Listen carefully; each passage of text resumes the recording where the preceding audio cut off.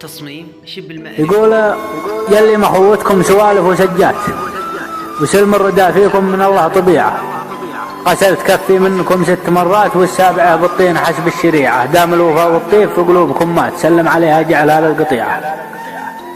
دام الوفاء والطيف في قلوبكم مات، سلم عليها جعل هذه القطيعة. الله ولا الرفقة وبعض العلاقات اللي نهاية الجفاء والقطيعة، وسلم على الطيب وقول له سلامات اللي يتحمل فوق ما يستطيع. يا صاحب له انت والوقت دورات والعمر يمضي والثواني سريعة، اصبر ولا ضاقت عليك المسافات، فالله غني وفجوج ربي وسيعة، جالد ولو دربك وعور وملفات، واذا عصاك الوقت تصميم شبه المأرب. فاحذر تطيعه، يا كم ميت وذكره مع الناس ما مات، ويا كم حي في الدنيا وعايش بريعة، عشنا ورزينا على العزة رايات، وبالطيب شيدنا الحصون المنيعة، ما نحني لها ما الكسب الجنيهات، ونفوسنا من فضل ربي رفيعة. الله يجملنا مع أهل الجمالات، والله يجنبنا النفوس، والله يجنبنا النفوس الوضيعة، ويالله عطفك يوم كشف الملفات، ساعة تشيب الطفل قبل الرضيعة، في يوم ما ينفع توجاد واهات، ولا يفيد بنادم الا صنيعة. ارضاك وارض امي علي وبدات، ارضى والدي عني وقدر مطيعة.